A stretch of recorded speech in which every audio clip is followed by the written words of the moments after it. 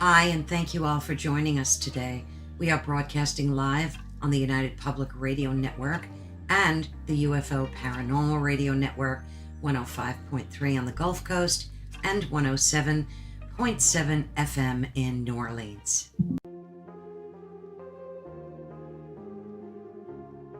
Hi, folks. Carol Ann here from SassyTownhouseLiving.com. Today I'm so excited because I get to interview Jon Stewart. He spent more than 20 years of his life researching to discover if this video was indeed authentic. And it's a VHS tape showing an alleged interrogation of a gray alien who was captured sometime around 1991. He watched this video soon after it released in 1996, and he became so intrigued by it and by its realistic depiction of this gray alien that he consulted video animation experts and more to see if he can detect any forgery or if they can help him to detect any forgery. Stewart received a list of medical and military personnel directly involved in the interrogation of this gray alien and was able to speak with several of the named individuals. He also learned about a disgruntled group of military insiders associated with the infamous S4 facility at Area 51, who revealed that they were behind this leaked video. Stewart concludes that the tape is authentic and was leaked by an insider called Victor, and we're going to explore all of that shortly coming up. I just want to let you know that Stewart is a former professional wrestler who worked with the American Wrestling Association on ESPN from 1988 to 1981 and became the AWA World Heavyweight Champion in 1996. He also ran several times for the Illinois House of Representatives and the U.S. Congress, and his first campaign consult was with President Trump's legal counsel, Kellyanne Conway, before she joined the team. So I just wanted to give you that little bit of rundown before you get to see the interview, and I hope you enjoy it. Hi, Jon. Thank you so much for joining us today. We're so excited to be able to have this conversation with you. I did a brief intro kind of describing what the video was about and a little bit about your background. But of course, just let our listeners know who you are, a little bit about your past, professionally and personally, and then we can start with the questions. Sure. Hi, everybody. Thanks for having me. My name is Jon Stewart. I'm 56-year-old, semi-retired, newly grandfather. I've been married for 22 years with 3 wonderful children. Live in the North Shore of Chicago. The North Shore area is where all the John Hughes high school movies were filmed. Just a little point of interest. I was a high school, college, semi-pro football player, but it was in college my freshman year that I went from college football to becoming a professional wrestler on TV. I did that on and off all the way to 2012 and all through my college studies. And when I retired from that, I ran my family's automobile dealership up until last year when we took a buyout lease on our property during the tail end of COVID, and now I'm semi-retired. And it was during COVID, which was the first time that I ever had time off without being sick or vacation. I'm a type A personality, workaholic, and I don't say that proudly.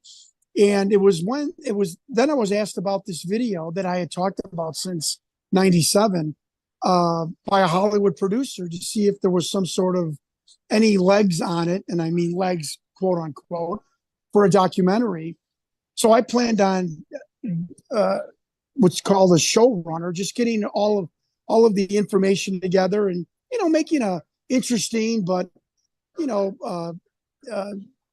anticlimactic documentary, knowing that I was going to find out that it was a hoax and a fake, and finding the animatronic expert, or having the owner of the production company in '96 tell me that they faked it, they hoaxed it, that the whistleblower Victor, was an actor.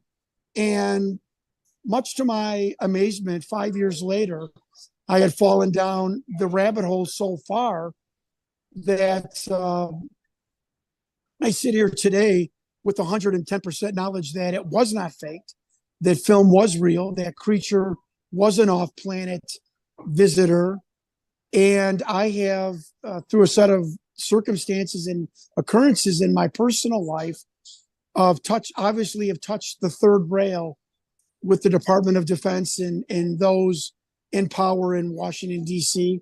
And I don't say that to be, melodramatic or, that this is the Da Vinci Code, although there's been movie elements and drama in this whole situation. Mm-hmm. But I do say that very candidly, that it is quite obvious to myself and many others that we have, our investigation team touched a third rail, as I said, in Washington, D.C., that this film is as explosive and controversial as we initially thought it was. That's pretty amazing stuff. So, of course, I'm going to show some clips so sure, folks can know what exactly we're talking about. And I'll provide the link to the original video that you shared with me from YouTube so they can get some really detailed background on it. But, and I know you've probably talked about this so many times, but other than this being introduced to you, what was the initial compulsion for you to, and I call it a compulsion because you've done so much work researching it. What did something just trigger inside of you that said, this is something legit and is worth looking into? What was the driving force for you? Well, I never brought this up, but you asked the most interesting question that's been asked to me in 3 months. God bless you for doing that. Thank and I will tell a story very quickly that I've never told anyone publicly. It was in that famous 36th floor condominium building that I was living and having this great life of a part-time wrestler and high-paced world of the automobile industry and whatnot, that I read this book, Behold the Pale Horse by William Cooper, mm-hmm. who claimed to be a naval intelligence officer. And this book was written in 1988. And it was talking about that the government could see your thoughts. And, if they wanted to hone in on any individual, they could see what you're reading and looking at. And I, although a conspiracy person and a person interested in paranormal, I am rolling my eyes left and right. Again, I've never told this story publicly ever. And this story has been validated and was analyzed by Stanton Friedman, Jim Mars, and John Lear, just to let people know that I took this very seriously. So I'm rolling my eyes as I'm reading this Behold the Pale Horse book about a government has the ability to do all kinds of bizarre things to know what you're thinking and looking at. And I'm rolling my eyes. My pager goes off. This is in 1996. And it's a phone number for a nightclub in Chicago called Excalibur. Folks, this is on the souls of my children. This happened in the correct time chronologically that it did. I called the number and it was the general manager's private number of her office. This is 1 o'clock in the morning. She's like, I didn't page you. She's like, and no one has this number except the owner and my husband. I said, well, I said, and you're the general manager of what? She said, Excalibur nightclub. I'm like, this is okay. Sorry. Hung up the phone. I sit back on the couch. I remember I sat lengthwise with my feet, legs up on the couch. Folks, on my souls of my children. I read the last two lines of the page. I turned the page of William Cooper's book, and the next chapter was the Excalibur Project. Now, Stan Friedman told me via email, I don't know what happened to you. I can't explain it. But if you're telling me the truth, the mathematical possibility of that happening is impossible. Now, this is a nuclear physicist that could, he said it virtually what happened to be a coincidence is virtually impossible. There's no way that happened within 30 seconds of that page. And that just gave me pause. And I tell the funny story when I'm about to see this alien interview. I'm thinking it's a weird looking human with a clipboard at the Pentagon for a job interview. And I come to find and see this alien in this dark room. It's not a gray. It doesn't have almond eyes. I'm thinking either this is the worst hoax in the world, or this might be something that bears, more investigation. And when I heard Victor's testimony, the whistleblower, I I've encountered probably 6,000 people in my life, and I've never heard someone speak that intelligently and scientifically. And my father-in-law was a brainiac, you know, was one of the people on the who was one of the inventors of the mouse and laptop from Phillips 66. I mean, my father-in-law would never spoke this scientifically intelligently as the way Victor did. And that is what gave me pause. And in 99, I tell the story when I ran for Congress and I met John McCain. I asked him what the acronym on the bottom of this film, DNI, was. And he looked at me with this aggressive look and said, "You don't need to know what that's about." And he stormed off and walked away. And I said to myself, wait a minute. How could the acronym on the bottom of a film that's supposedly a hoax just piss off a United States senator? And that's when really started and reporters have told me that they have had this similar occurrence where you realize when you've hit on something, you know, you've struck gold, you've touched, like I said, that third rail. And many people have told me that was my moment where, wait a minute, something is not right. And, you know, I tell everybody, I've been a theatrical con man for 20 years being a pro wrestler. I faked my bio. I faked if I was hurt, if I was mad at my opponent. I was an expert at this. And back in the olden days when I wrestled in the 80s and 90s, you had to hold to the secret. So I was a con man in the hotel rooms, in my school classrooms, and keeping the secret that wrestling was predetermined. So all of if anyone should have the hallmarks of a hoax, it would be me. And when my senses went up that this was not a hoax, that something beyond that was happening, that's when I started the deep dive on this investigation. Wow, that story in and of itself is just mind-blowing. So that book was the catalyst for you personally, really. I mean, and always being interested in conspiracy theory. I mean, I call it conspiracy fact, but right. So okay, let's just start at the beginning, because you were plugged into so many people, and that's not easy to do. Like that is a task in and of itself. Right. So what were your first steps that you took? You saw the video and you said, this is it. I have to, start digging in. Where would you begin to do that? It's a great question. Think about it, folks. Carol Ann, think about this. I had to break in to the most secure government facility ever devised and built by man. I'm not being hyperbolic. This is fact. I had to break in 30 years in the past to the most high-tech, secretive government facility ever made, built by man.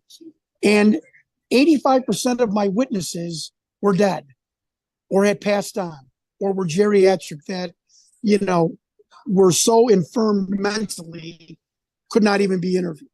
How would I do this? Right. And it was a Hollywood producer friend that reignited my interest in this again during COVID, when he said, "Do you have any ideas for documentaries and stuff?" And he did not want to do this, but it sparked something in my head. And I remember, I tell this story. I was in my driveway. This is during COVID.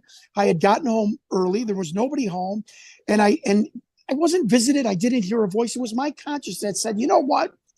You've got some time. Let's find out one thing about this film to prove or disprove it. John, you could do this right now. Let's go at it." So I did a deep dive on this bizarre physiological monitor that was next to the alien creature. And the blip went up and down. It did not go across. And it just looked like a pane of glass. I said, look, if I can prove that that's a hoax, or if that's real, I could start proving the provenance of this video. And so, so I could go to people like you and your listeners and your viewers. I did a deep dive and I vetted all of my sources, 3 or 4 layers, so I could be confident in telling you simply what I found out. Again, I became a journalist, folks. I am not somebody that is jamming a square peg into a round hole. I am just telling you what I found out. So, you do not shoot the messenger here. So while in my driveway, I contacted the 3 PhD researchers of the history of physiological monitors. I would think that these were the experts in America, right? None of them knew what that monitor was, had ever heard of it, had ever saw it, had ever ran across it, had no idea why the blip would go up and down vertically, then horizontally. And I said, wow. Again, this video was put out, this documentary, by a second tier video production company in a strip mall in Southern California. You're telling me that they've now devised the most high-tech physiological monitor that even PhDs who know the history of it don't know what it is? That wasn't enough for me. I called Hewlett Packard and Space Labs, who built physiological monitors in the 90s. Mm-hmm. I sent the video to two men in each engineering departments. The man for Space Labs was crusty old, sounded like he was in his 60s. And he said to me, he goes, kid, I don't know what you have, and I don't know what I'm looking at, but I've been building physiological monitors for 40 years, including for NASA. I have no idea what that monitor is. I have never seen it. I've never heard of plans for something like that, a stationary blip. Mm-hmm. I don't know anything in 91 that did not have electronic components at least 10, 12 inches behind the box. It was, physiological monitors in the 90s were still huge apparatuses. He said, I have no idea what you have there. And he said, and you're telling me this is from a government installation? I said, yes. He said, well, it sounds like you might have a one-off. And, again, I'm like, well, this is interesting. What is a one-off? And he said, well, if you have a problem, if you have some kind of situation that there is no device or implementation to solve the problem, you would design and build what's called a one-off device.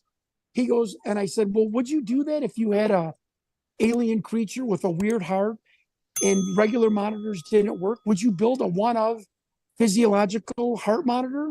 And instead of laughing at me or hanging up, Carol Ann, he went, yeah, that's exactly what I would do. In kind of a George Costanza moment, I covered the phone like, I can't believe this is happening. Like, people are taking this seriously. And I think he was awestruck again by the video. Like, what is this? What did this guy send me? And so I got out of the car. And I even called sales reps. I got a hold of sales reps of physiological monitors. Oftentimes, salespeople know a lot about cars or computers or, vacuum cleaners. I mean, those are sometimes the most well-versed people. I called two sales reps of physiological monitors, both in their 50s. They've never heard of anything like this. You would think they would even see like the drawing or some kind of conceptual drawing or implementation of this monitor at a trade show, or they said, we've never seen a blip that went up and down. Sorry, let me. That's okay. Let me just interrupt you. Did you happen to ask him what the average time frame is to design and build one of those? Because as I'm watching the video, I'm thinking, and based on me watching you in other videos, and I'm thinking, well, they must have had this alien held captive for quite some time, because this is not the type of equipment that you could just build the next day. It would take schematics and, an engineer to design Absolutely. This. So do you think they had this alien held hostage for months, and maybe that's why it was getting sick, as folks will see later in the, I'm trying to wrap my head around that piece of it. From what Victor said and from what our whistleblowers told us, this alien did come to this facility in 1989. However, I'm trying to be very politically correct here. At least 3 whistleblowers have told us that this is the first bombshell. This is what this is called officially. First of all, it's called the Alien Retention and Interrogation Program. Okay, that is total military. It is run by the DIA, and the DIA was set up by Senator Goldwater in the 60s because senators were getting frustrated with the CIA, and other intelligence agencies for the lack of transparency of many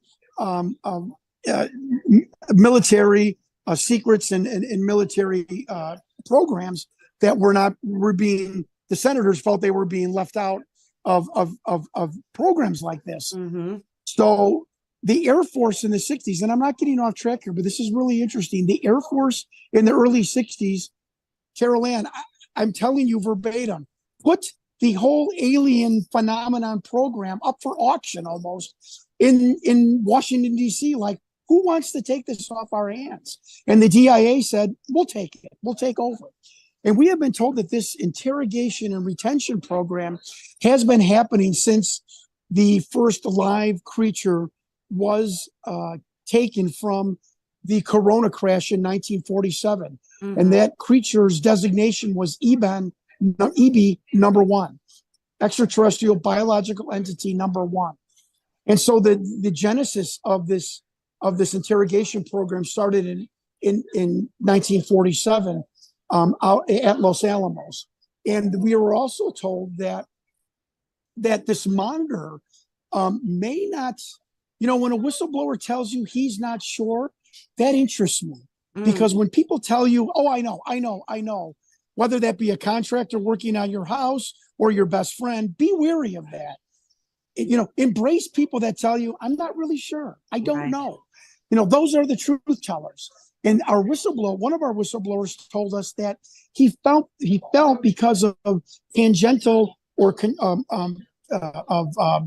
of stories that he has heard, that this might not even have been a heart monitor, that these EBINs give off some sort of electrical buzz. That is my terminology. Mm-hmm. Some sort of electrical buzz that can be monitored by a device. And he thinks, although he is in contradictory to our 2 other whistleblowers, but he thinks that monitor was there to pick up the physiological emanations or buzz of this creature. So very interesting. And I want to tell people, that is the only thing of this investigation that I can say we have not had definitive information of exactly what that monitor was. But Jaime Musan, a journalist in Mexico, took that video to 13 thoracic and cardiologists and surgeons in Mexico. 13, not one. All 13 said that monitor was clearly showing a cardiac arrhythmia distress. And 3 of the surgeons said that the creature's cough and distress was in perfect alignment, quote unquote, of the blip going up and down. But you can't see that it's erratic. If your eyes are following it like the second or third time, you can kind of tell when its rhythm is being disrupted. Correct. So again, Carol Ann, which we will see as we speak further, no one is telling us we're crazy. No one is telling us this is a hoax. This is this is something created by a Hollywood producer. It is one expert and whistleblower after another telling us, and up until today, that what you're looking at is real, meaning it is a film of an off-planet being. So, and I'm not getting ahead of ourselves. I'm just saying that we even have heart surgeons telling us that, no, that looks extremely real and familiar to us. We went even further than that. We went to paramedics who are right on the front line of cardiac distress, showing up to heart attack victims, who also said the same thing. There was one paramedic in California that was emphatic that monitor was showing a cardiac arrest. So I have this strip mall production company devising the most high-tech physiological monitor known to man. Mm-hmm. Does that sound realistic to anyone listening in your audience? A strip mall production company is devising and that 5 animatronic puppeteers, which we have been told that's how many would have been needed for all of the movements, that 5 puppeteers could coordinate in sync with the blip on the screen of a coffee. It's Occam's razor. The simplest answer is the real one. And the simplest answer is we had a visitor an off-planet visitor that was having a cardiac distress or a cardiac arrest, and that monitor was showing it. It's as simple as that. Yeah, or some type of distress. Correct. When I saw this video years ago, not just clippets of it, and right away you have a million questions going on in your head. Personally, I believe in alien visitation and UFOs, so I was already in. But immediately out of the gate, you say, why is the room so dark? And I know you've talked about this before.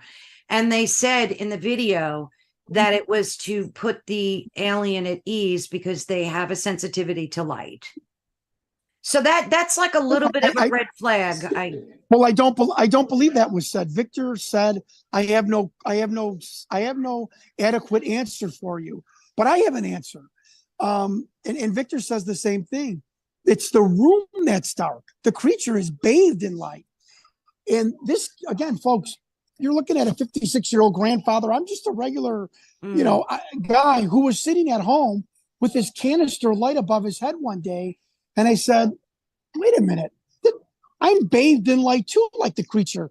And it's not, and it was important, in my opinion, to have the light on top of the creature's head, not in its eye. The creature is, the grays are very sensitive to light. So why would you shine a light emitting right into its eye? You would shine a light on top of it. And I'm very light sensitive. I have minor brain damage from football and professional wrestling. And I am very sensitive to light. So when light is on top of my head, I'm fine. It's when it's in my eyes I have distress. So it's the same thing with this creature, sensitive to light, but he's actually bathed in light. And people think, well, that's to hide a puppet. We have stop motion, this frame by frame, you see the entire body thorax of the creature, this cream bone colored skin of the creature. There is no intention to darken this creature whatsoever. And if you are filming a creature and there's nothing else you need to film but that creature, cinematography wise, an Air Force cameraman, which is who shot this, would have been taught to focus on the subject, right? So you would enjoy the fact that the room was dark, that light was emanating from the ceiling and bathing your subject in light. It all makes sense to us. There was no other reason other than they did not want a light shining directly in the creature's eye, and that's why the light was on the ceiling in the darkened room. I can't give you a definitive answer, but it sure does highlight our subject matter, which is the interview of the creature. And it also probably as a tactic of disclosure, if this should fall into other people's hands, you're not giving away any of the equipment or what might be in the room behind the creature or standing around them or anything else that might give away secrets of the government. Because you built an interview room for an alien. If I'm a Russian, I'd want to know every single thing that's in that room. True. I did think about that too. It was to camouflage the equipment and everything else.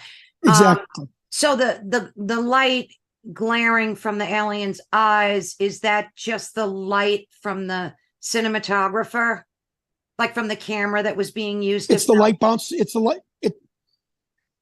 the light bouncing off the ceiling, off the window. There was a glass window partition with a ringed seating area, like a surgery gallery for this creature. And that's who we found out who was sitting in the ringed seating area. That was the biggest bombshell of them all. But yes, it was the light reflecting off the glass that was reflecting back into the creature's eyes. And we've even gotten the biological makeup of Eben type of their, it's a film coating that goes over their eyes. They actually have pupils and retinas, but you don't see that because there is a black film coating over their eyes.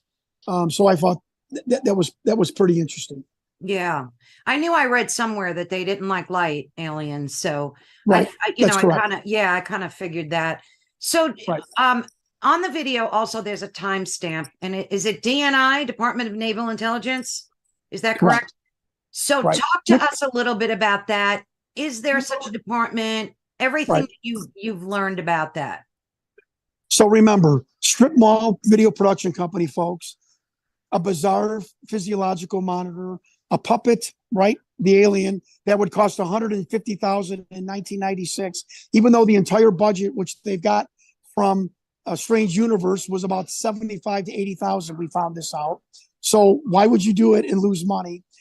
And then on top of it, they put down an acronym of a military agency that doesn't exist. And I asked, why would you, even if you were an idiot television producer, why would you do that? Why? And it was the DNI that I asked Senator McCain, which made him get this aggressive stance towards me. And so then I have a friend who is a former naval aviator. And I sent him a text. I said, Michael, oh, by the way, Bob Lazar says the Department of Navy Intelligence does exist. We've seen it on Bob Lazar's pay stub. The pay stub then was gone through scrutinized by a person, a civilian, calling the IRS, and the IRS telling him that the EIN number is highly classified.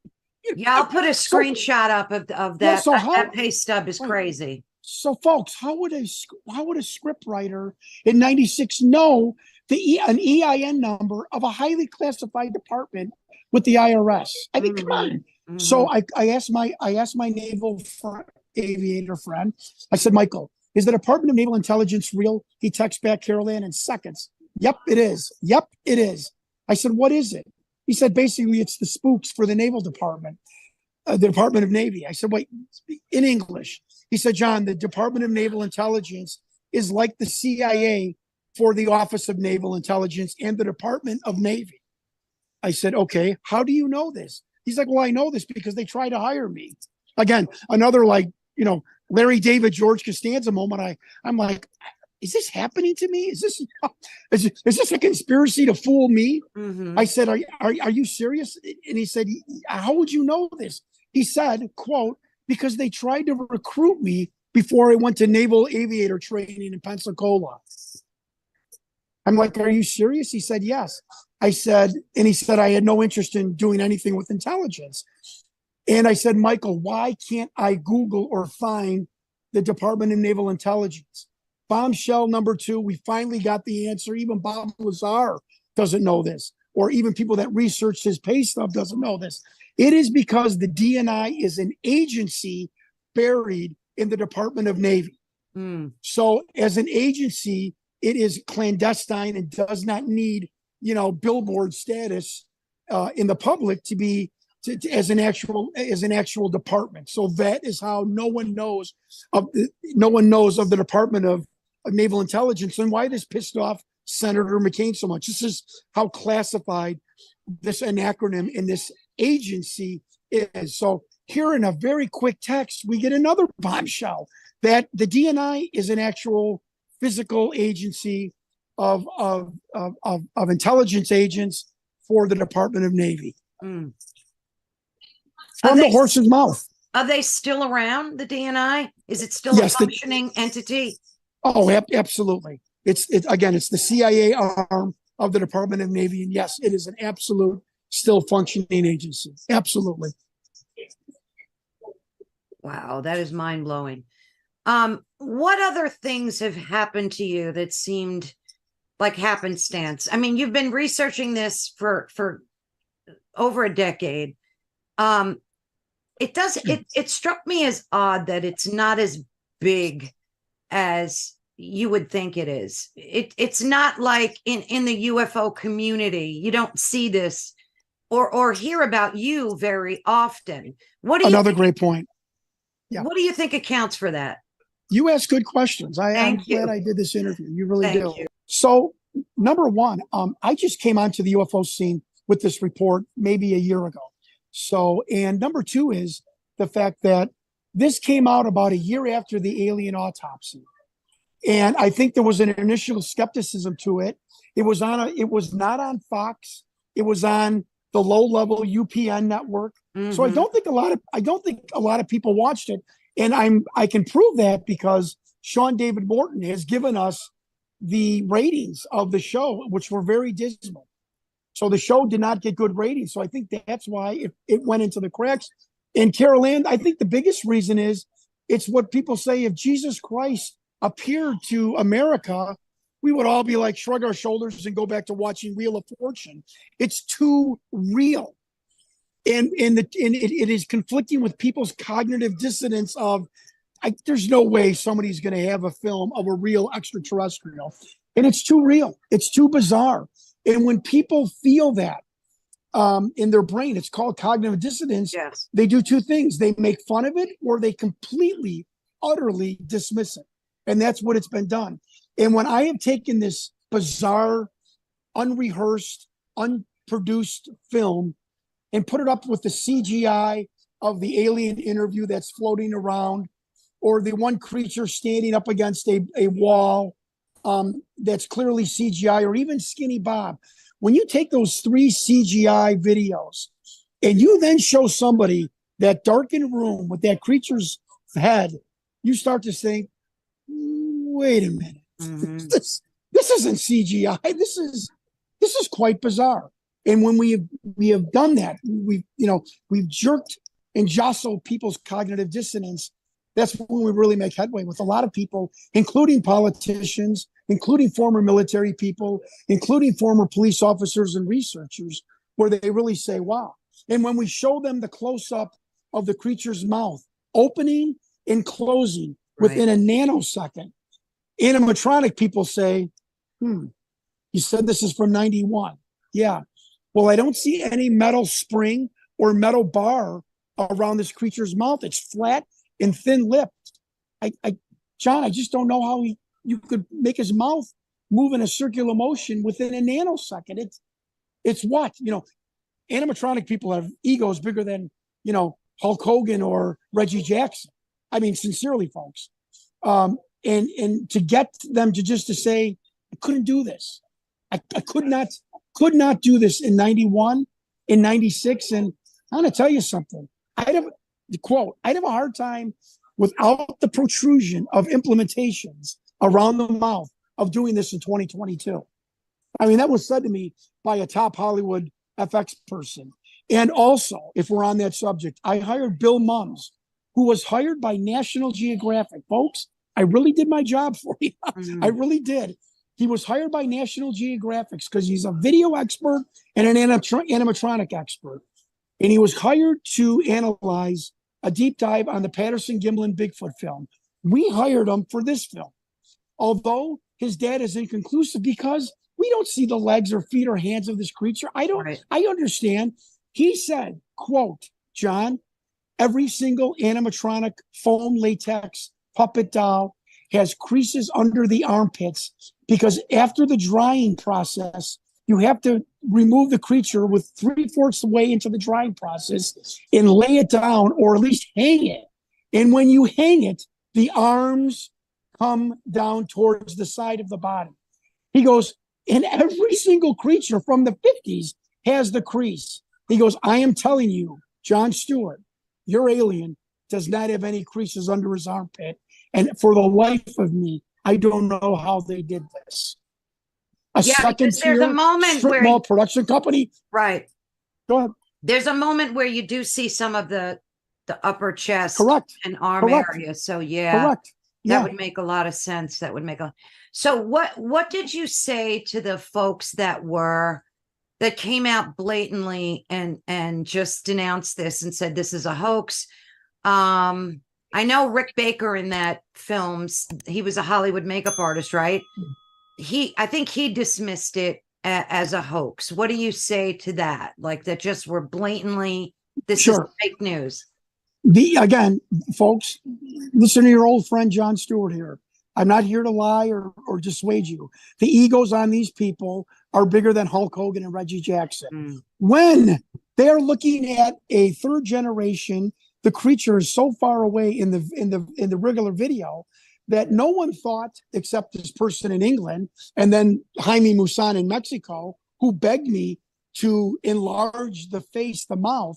No one ever did that for these special effects people. When I enlarged the mouth and showed it opening and closing instantaneously with no bracket or spring around the mouth, these special effects people fell off their chair and told me, again, as I just said, I don't think we could do this in 2023. Also, the eye socket is circular in one frame. It's then in the other frame, it's a flat line on the bottom of the eye. Right. You see the eyebrow moving. And my question, along with two special effects people, is why would you spend the money to put in servos to move the eyebrow minuscule amounts of millimeters, so it's only found 30 years later by researchers? What? The Hollywood producers are the cheapest people in the planet. You would never, ever, ever put something in that wasn't dramatically shown. Like somebody in the documentary saying back in '96, look at the eyebrow movement. Nobody says that. Nobody draws attention to it. At the end, when the creature is coughing, if I could finish, I'm sorry. When the creature is coughing, when you close up, he almost looks like this, like, oh, thank God, it's my coughing fit is over. He almost looks relieved. And one last thing that to me is impossible for a team of animatronics. As the military aide in the background, because we only see his shadow. Now, this gentleman in England caught this. As the military aide moves to the creature's right, our left, so slightly, you see the alien following that military aide by about 6 inches. Now, knowing how puppeteering works, do you think somebody put in the script, okay, military aide, move 6 inches to the left. Okay, guys, with the creature, follow the military aide with the creature's head. I mean, come on, folks. I sound like an idiot saying that was actually that was purposely done by the production company. I mean, and when I saw that, I'm like, there is no way they could think of putting that into the production without telling us, like, oh, look at how the creature follows the military. They never say that. So why did that happen? It happened because the creature's real and it was following the movement of the military aid. And it's bizarre. It is. It truly is. Has anybody ever come out and taken responsibility for the creation of that video that you know of? Again, Carol Ann, great question. Bombshell number 4. I have experience in Hollywood. I've been a pro wrestler. I have been around the braggers of the braggers. I am the expert of who is the heavyweight champion of people that have pat themselves on the back. In 25 years, Carol Ann, not one human being of credibility has come forward to say, I built the doll. Oh, I worked on that production. I did the lighting. I hoaxed the monitor. I provided the craft catering the day of that production. I did the wardrobe. I was one of the military doctors that rushed in. I did the spray painting of the creature. No one. You're mean to tell me, and I know a lot of people in Hollywood. In 20 folks, please listen to me. It is these anecdotal stories that just glare with reality. You're telling me in 25 years, not one Hollywood person trying to impress some woman at a pool party or trying to be use an Italian word, the big shot at an award ceremony never said, do you remember that alien video that everyone thinks is real, that high-tech puppet? I built it. Do you remember that video? I produced it. Or, I did the animatronics or the lighting. No one in 25 years has stepped forward to say, I took part in that fake production. And the CEO of the company, along with the director, have told us it was real. They did not hire Victor. He was not an actor. Sean Morton tells us what the director, Jeff Broadstreet, said, that this man called out of the blue. He's claimed he was a scientist with the government and had this video. And everyone told me, Carol Ann, everyone told me since 99, Hollywood government UFO researchers, and they can't take it back. Prove who Victor was, you prove the video. If we prove he was an actor, when we know the video, at least in part and parcel, is a hoax. If we find out that Victor is a government scientist, why is a retired 65-year-old who couldn't drive or didn't drive scientist walking around with $150,000 production of an alien creature? How do you think that is even possible? So I proved through provenance that Victor was a biologist for the DIA. I've proven Victor. I've proven the video. And I'm not saying we're ending the conversation. I'm just saying that I did everything that everyone told me to do to prove this video, including prove Victor. Oh, John, if you prove it, all these UFO big shots that came to me in 2000s when I was just asking people, that I had met. Oh, prove Victor. You prove the video. Okay, I've proven Victor. So now what do we do? It's and it's those anecdotal stories. I think just add the layers on top of the real information that I got. And I think the next part should be the birthday present that I received from a very prominent philanthropist in a metropolitan city. Do you like that lead in? It's so mind-blowing to me. And as you're talking, I have like 1,000 questions I want to ask you, but go ahead.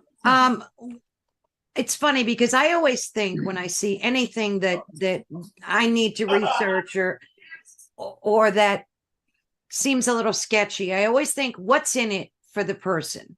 Like, so when I first saw you, never saw you before, very first video, I thought, well, what's in this for him? He's not seeking notoriety.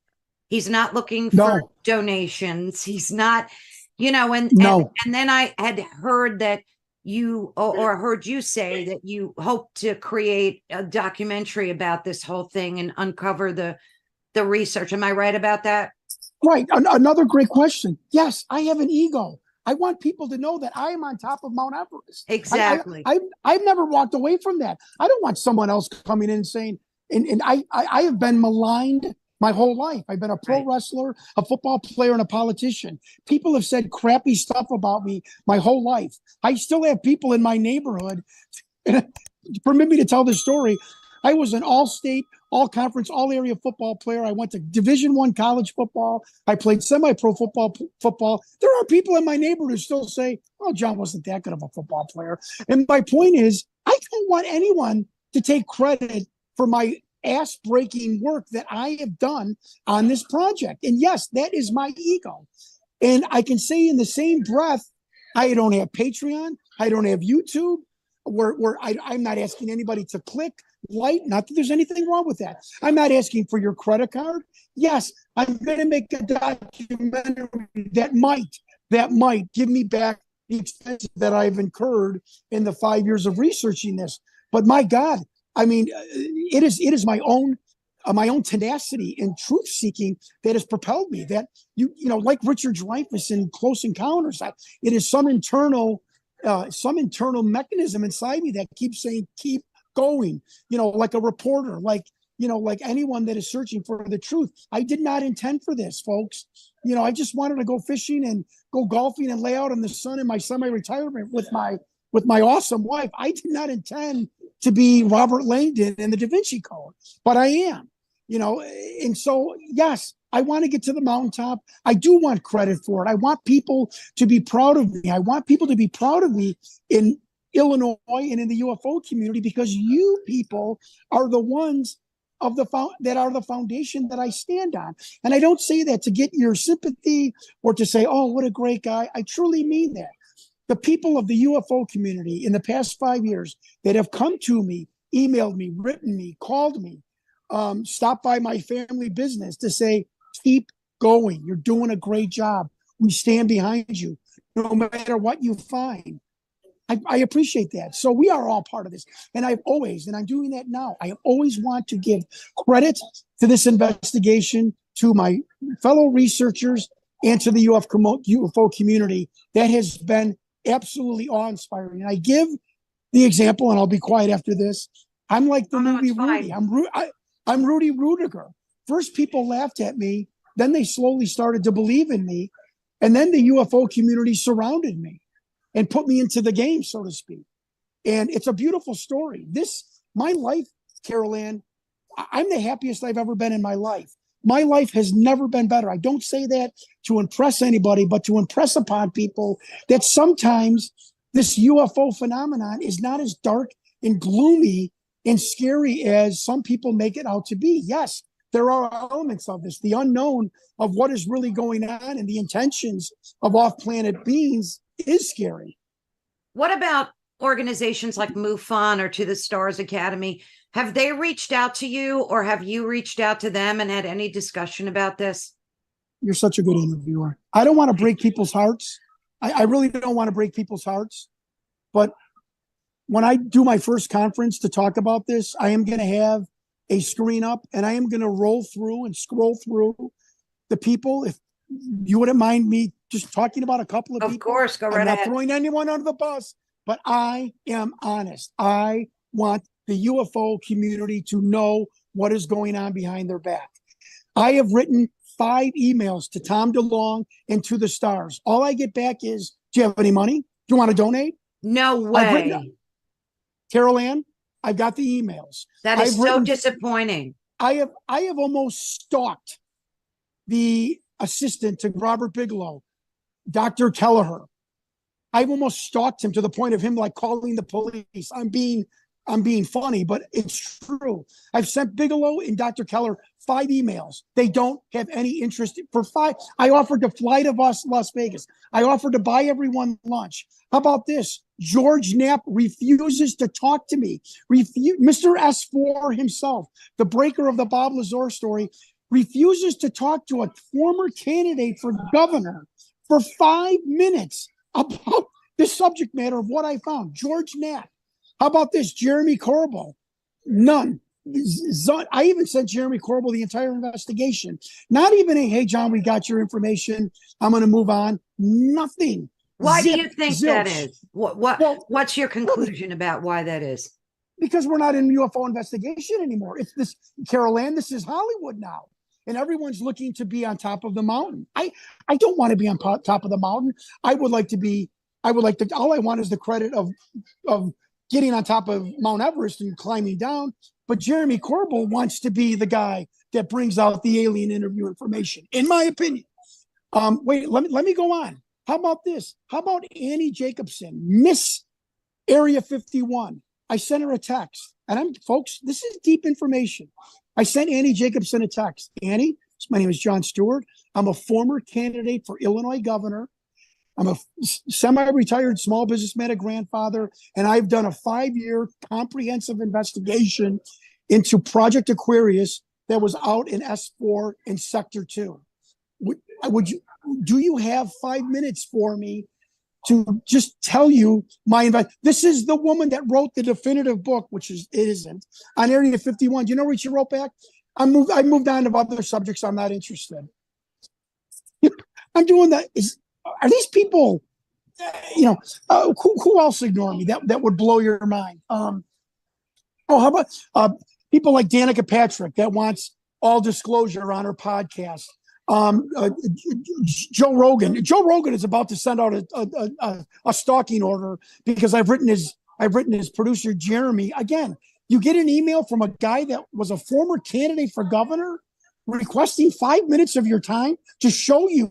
You don't even have to call me. Like I'll show them the report from the DIA guy that sent me all of the names who were behind that viewing seating area watching this alien interview. Joe Rogan. I'm not disparaging, but has no interest. He goes on his program and says out loud, I just wish somebody else besides Lazar who knows about S4 would come forward. Joe, and if anybody's watching this, send this clip to him. I don't know what else to do. I've given up. Joe Rogan, not interested. How about Sean Ryan, the Navy SEAL? I think he's a great guy, has absolutely no interest in my investigation. Lex Friedman would not write me back. Who's another one? The Concrete Podcast, no communication. The YouTube, the guy that calls himself the Beast, no interest, even though they claim they want to know everything about aliens. Who did write me back? Well, 2 reporters from the New York Times. I think we all know who those are. I'm not going to say their names. How about Stephen Greer, who's been wonderful to me and very patient because I'm like this new kid on the block with information. Yeah, he's awesome. How about Linda Moulton Howe? She's awesome too. Yeah, I sent her the whole report, folks. Now Linda will not have me on her. Linda will not have me on her podcast until I'm ready to say the names. Linda saw the names. She's wonderful. Here's what Linda Moulton Howe said when she saw the names. You, Jon Stewart, have gold. I'm like, well, Linda, what do you mean? She's like, John, when UFO people see documents with names we've never heard about before, it's like the red, it's like the bells go off, like, holy crap, this guy. She goes, that is one of the problems with the Majestic 12. All of the people are dead. You're telling me that 3 out of 5 of these men are still alive and you communicated with them? I said, yes. She's like, John, you have gold. This trumps the Thomas Wilson memo. This is Linda Moulton Howe. So, so she communicated with me. Who else? I've got a meeting, supposedly, after he gets back from New Zealand, from former Deputy Secretary of Defense, Chris Mellon. Wrote me a wonderful email. He wants to meet me. He wants to help me with getting out this information, along with John Warren IV, the son of the Secretary of Defense, Secretary of State, John Warren, excuse me. Also, Kerry Cassidy. Folks, Kerry Cassidy started this whole, ignited the barrel, the wick on this whole powder keg 4 years ago when she started to hook me up with different people.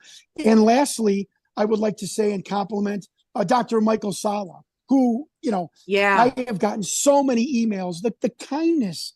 Even my wife has read the emails in our life, and she's like, these people are so genuine and they're so kind and sincere with their comments to me. I mean, it just makes me want to get on top of the mountain for everyone. And I'm going that's how I found you. So that's it. From his. Right. Yeah. Right. Yep. So it's amazing that, I encourage, how about this? George Norrie, who Coast to Coast, Victor went on Coast to Coast with Art Bell, to promote the documentary, and his testimony is incredible. He's actually fighting with Sean Morton about a newsletter that has inaccurate information. Everything an actor would. Coast to Coast, the producer, to this day has totally ignored my emails. How could George Norrie ignore an email from a guy that says he's a? It's crazy, and there's crazy stuff on Coast to Coast. It's crazy stuff. Right. Carol Ann, I want you and your viewers to know, not only do I say, and I don't say it brag, I'm a former candidate for Congress or for Illinois governor. I send them the Chicago Tribune article from the internet with video that says former pro wrestler and Kellyanne Conway client runs for governor. So, I'm the first client of the former president's legal advisor. That doesn't make you say, let me give this guy 5 minutes. It's amazing. And I'm not throwing any of these people completely under the bus. Yeah. But I want to be perfectly clear and honest to all of your viewers. You folks, you need to understand this. You need to understand that this is not just about bringing information together. You have to weed through the media bias and the complete, I'm sorry, ignorance of some people in the UFO community. And I defy George Knapp to look me in the face and say, give me any kind of an answer why he didn't give me 5 minutes, even to say, oh, that video, John, I'm not going to meet with you, but here's blah, blah, blah, what I found out about it years ago. It's totally fake. Here's who did it. Here's who Victor was. Nothing. They've ghosted me like the military people that have ghosted me once they find out what my information is. So that's very disheartening. And again, I'm not maligning anyone. I am simply telling the truth. Don't you think that, or I'm sure you have, but it seems very sketchy to me that you're treated as like a pariah in the industry. Like it's almost like to me, it's almost like a red flag. Like, are these people being told not to speak to you? And if so, by whom and why? Do you listen to Kerry Cassidy or something? Because, again, another great statement. I'm being sincere in my compliments Thank to you. That Kerry Cassidy has told me on camera, and Kerry Cassidy has told me off camera, folks. I don't do creepy. I don't do creepy. I don't do weird. I don't bizarre. Again, I don't want to be Robert Langdon in the Da Vinci Code. Kerry Cassidy has told me off camera that you do realize that there's a great propensity of chance that a lot of these people that have ignored you are doing so because you're going to trump them as far as being the new Bob Lazar, which I don't know if that's true or not, but B, that some of them, again, I'm a journalist. I'm telling you what was told to me, that some of them have tangential relationships with intelligence people, and it's You release information when we tell you to release information. You know that chubby bald guy from Chicago? Not yet. Not yet. So ignore him. When we give you the green light, you can go ahead and send him the email. This was told to me, and it's starting to make me realize that that's a very strict, very sincere possibility that is what is happening. I mean, for Bigelow and DeLong to not give me 5 minutes, there's a person with political pedigree, Mm-hmm. Kellyanne Conway's first political client. I'm not some guy that ran for dog catcher, naked in my mom's basement, typing out manifestos on a manual typewriter. I'm a respected businessman and politician, and our own governor of the state of Illinois has said to anyone that asks, I can't find anyone in politics that says a bad word about John and his wife. So I'm not some nitwit knucklehead that is going around writing emails. I'm writing very poignant, sincere emails explaining my political I'm pedigree. sure. Yeah, no, I'm just explaining to your audience that how grotesque it is to be ignored for even 5 minutes by some of these people. Annie Jacobson, I don't know what stopped me from not sending her back, it's called in pro wrestling a pipe bomb, where you excoriate somebody verbally. But I didn't. I put my phone down. I'm like, I just don't believe what I read. You're the expert on Area 51, and you don't want to hear any follow-up information on Area 51. Okay? Well, that's what really got me, is because if you've seen the coverage on the alien autopsy, which was clearly make-believe, fake news, there was so much banter about it on social media. It was on the news, the legacy media. It was everywhere. Right. And that's when I kind of thought to myself, something ain't right here, because here you have a man who's worked years on proving that this is a legit alien interview. And you've got this fake alien autopsy, which was all over the media. So something sketchy right there. Have you ever felt? Well, sure. The questions you are bringing up and the statements you're making are unbelievable. I have been told by all three of my intelligence whistleblowers, the government does stuff so purposely they can say, look how fake it is. It's a hoax. The whole alien thing is a hoax. It's called the straw man. And I've heard that the government does and likes to do this just so they can knock it down months or weeks or years later. These so false flags that they keep propagating. Correct. Absolutely. Correct. Yeah. Have you ever felt at one point, and talk to me about it, threatened or just a vibe maybe that you were in danger at any given point during your research? Yes, which is why I just got off the phone an hour ago, and I'm not going to make this public with his name, but I got it off the phone with the chief legislative aide of a congressman, simply because I'm not scared. I'm not worried. I feel like I got wet shorts on, and I'm on the dock at a lake and my shorts are wet.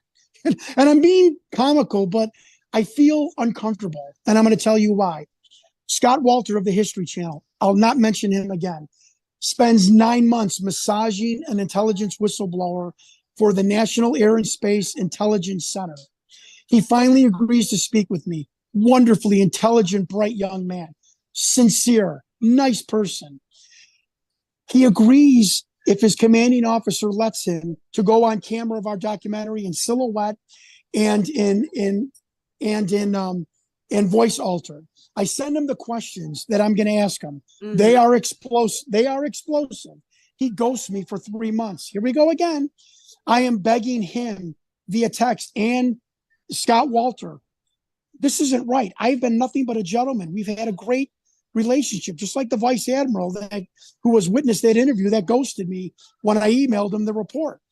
I said, I at least demand to know if he is okay, if he is in trouble, and if I'm in trouble. Carol Ann, he sent me a text about 2 hours later. You could tell was written by a higher up in the DOD. This is my opinion. And it said, I have been informed by someone higher than my commanding officer. So I would assume it was the director of the NASIC or the Pentagon, that I am to have a cease and desist contact order from you. That scared the hell out of me. I am no longer to communicate with you.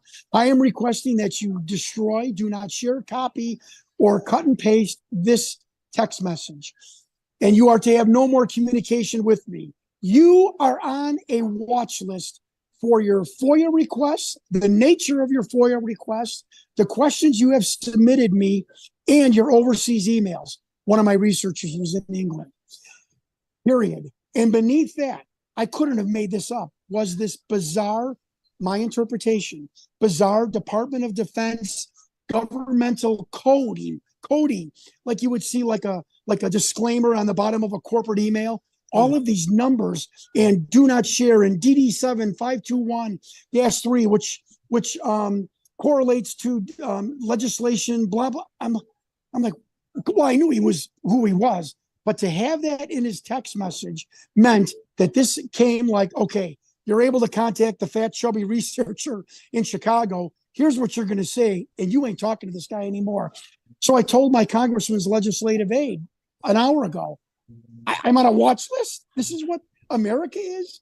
Some guy asked some questions, and instead of a damn general in the Pentagon saying, John, can you just squash this for us? Can you hang loose? You know, you're sincere. You seem like a nice guy.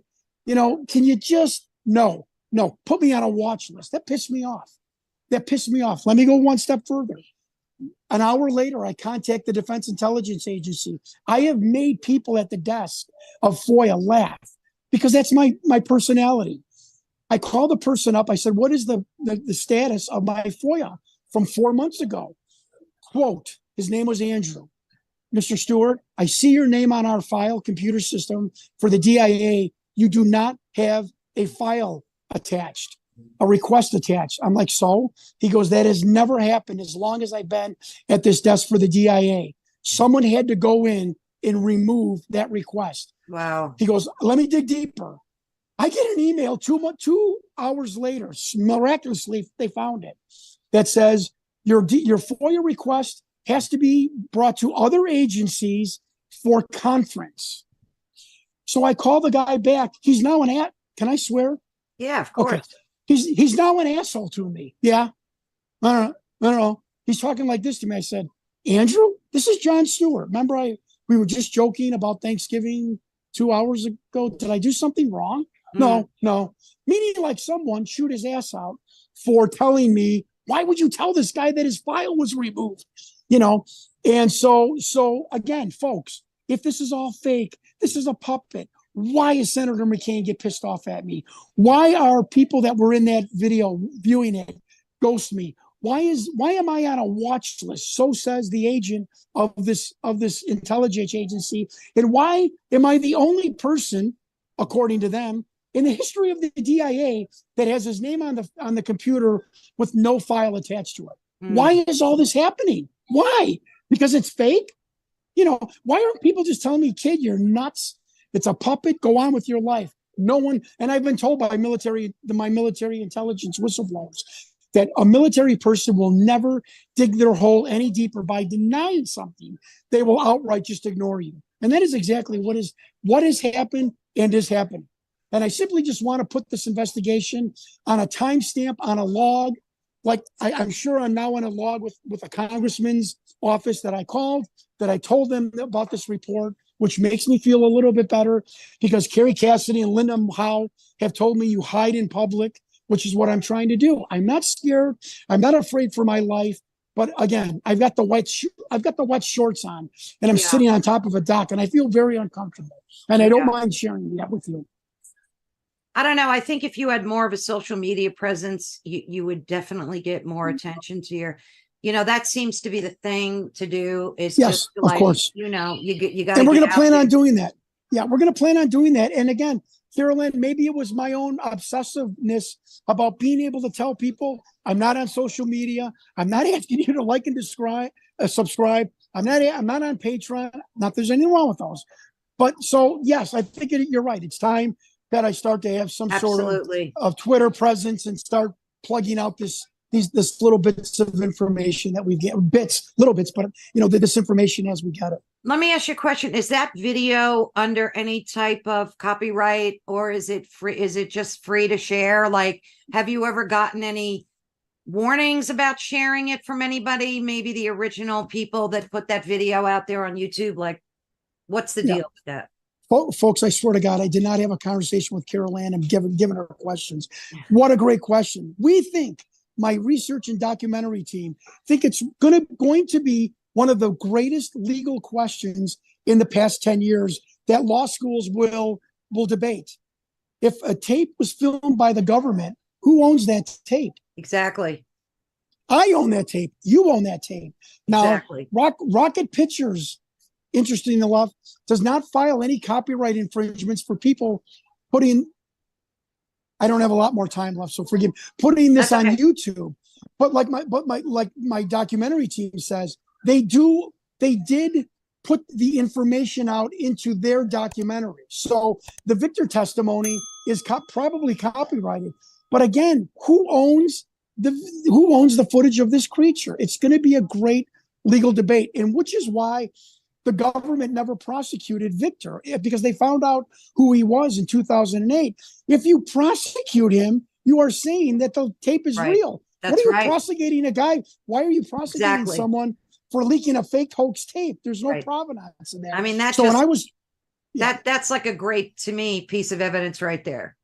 I was told by this gentleman with the NAIS that this tape, it's called an unauthorized viewing, by the way, was blacklisted from the second it came out onto the airways back in '97. Blacklisted in the DOD, meaning you are not to discuss it, talk about it. You aren't to whisper about it. You're not to walk by it. You're not to acknowledge it. Nothing. You don't know. You shrug your shoulders and you move forward. That was specifically told to me. Well, Jon, I hope I can get to talk to you again soon, because I still have so many questions. I know you're on a tight timeline. And I greatly appreciate your time, but I will be in touch with you. And thank you so much. You blew my mind again. And because every time I watch you somewhere, I'm always so intrigued. And I will definitely reach out to you again to talk some, like I said, I have so many questions that I hope we can do this again soon. Yeah, I'd love to come and follow up with you and your audience. And sincerely, thank you for having me. I'm always so appreciative when people want to hear the story, and you ask great questions. And I mean that. I really appreciate that, because I do a lot of these, and you ask great, poignant questions, and I thank you for that. And thank you to your audience. You're the real deal to me. So, okay, thank you. All right, I'll talk to you soon. Okay, Carolyn, thank you. Bye-bye.